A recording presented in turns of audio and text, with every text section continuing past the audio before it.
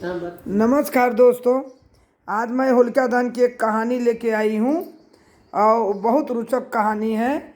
जो हिरण्याक्ष की बहन वो थी, उनकी एक बहन थी होलिका। हिरण्याक्ष जो था दैत्यराज, वह अपनी एक उसकी इकलौती बहन थी, बहुत तपस्वी थी। तपस्या के समय उसको भगवान भोलेनाथ के बहुत बड़ी तपस्या की तो वरदान दिए भोलेनाथ, होलिका मैं तुमसे बहुत पसंद हूँ, तुम मुझसे वर मांग लो।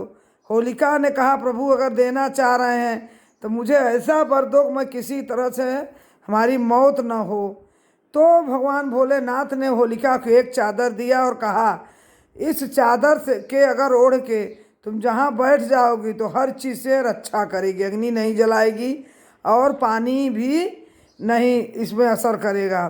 तो होलिका ने कहा ठीक है, चादर ले ली और वरदान पाके घर चली आई। बहुत खुश रहने लगी कि हमको कोई नहीं अब मार सकता।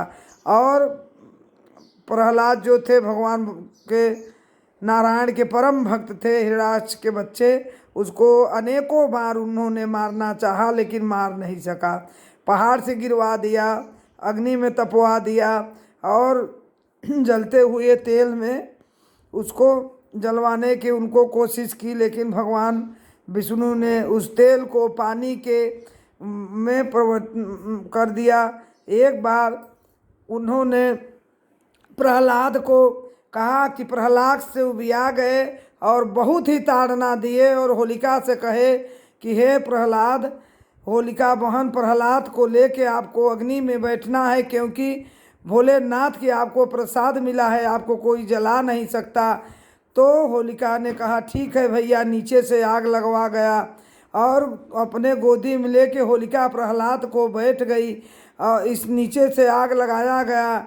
ऐसी संयोग बस हवा चली कि जो चूंदर ओढ़ के वह चादर भगवान भोलेनाथ की बैठी थी, वह चादर आकाश में उड़ गई और उड़ के आके प्रहलाद को ढक लिया और इधर होलिका जल गई और प्रहलाद बच गए।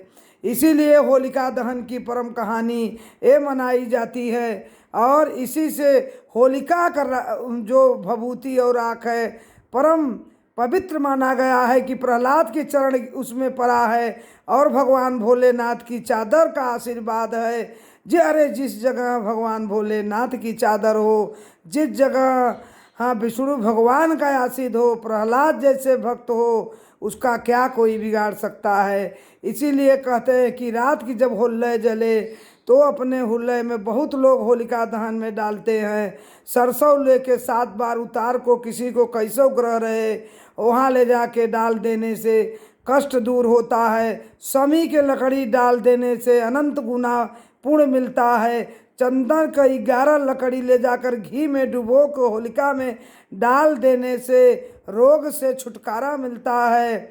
और अनेकों प्रकार को माँ लकड़ियाँ, धुआएँ, सरसों, चावल, गेहूँ और शतरंजा दाना भी उसमें होलिका में डाला जाता है। इसीलिए होलिका की का जो भभूति है वो परम शुद्ध माना गया है। सुबह जाके शाम को होलिका जले, सुबह ठंडा होने पर होलिका को का वह भभूति ले आना चाहिए। जिसको बहुत बड़ा रोग हो उसको चांदी के ताबीज में बनवा के उस होलिका के उस भभूति को पहन लेना चाहिए। महाराज कोई उसको छू तक नहीं सकता, भूत प्रेत कोई बाधा नहीं आएगी। उस होलिका को भभूति को लिया के अपने पूरे घर में छिड़काव करना चाहिए।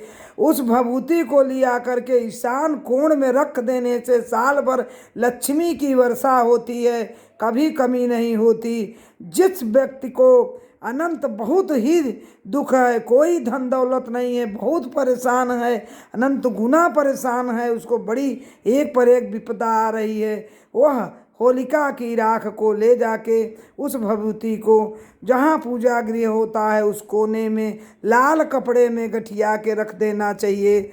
उसे लक्ष्मी की प्राप्ति होती है, या अपने तिजोरी में रख दो, उसे लक्ष्मी की वर्षा होती है। इसलिए होलिका दहन कितना पवित्र मनाया गया है।